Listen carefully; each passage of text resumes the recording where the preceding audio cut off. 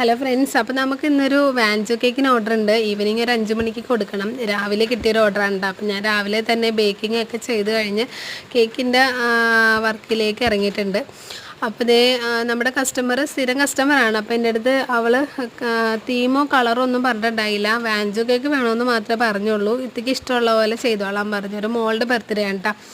അപ്പോൾ അതേ ഞാൻ ചോക്ലേറ്റൊക്കെ ഒഴിക്കുന്നത് നമ്മുടെ ചോക്ലേറ്റ് ഗനാഷാണ് കേട്ടോ. ഡാർക്ക് ചോക്ലേറ്റിൻ്റെ ഗനാഷാണ്. അപ്പോൾ ഇത് കേക്ക് ഇതുപോലെ ഒന്ന് സെറ്റ് ചെയ്ത് ഫ്രിഡ്ജിൽ വെച്ചിട്ട് ഞാനൊന്ന് മോളുമായിട്ട് ആലപ്പുഴ വരെയും പോവുകയാണ്. അപ്പോൾ എനിക്ക് കേക്കിൻ്റെ സാധനങ്ങളൊക്കെ വാങ്ങാനുണ്ട്. അപ്പോൾ ഞാനും മോളും കൂടെയാണ് പോകുന്നത്. ബസ്സിലാണ് പോണത്. അപ്പോൾ ഇതേ പുള്ളിക്കാരി ഇതേ ബസ്സൊക്കെ കാത്തിങ്ങനെ നിൽക്കുകയാണ്.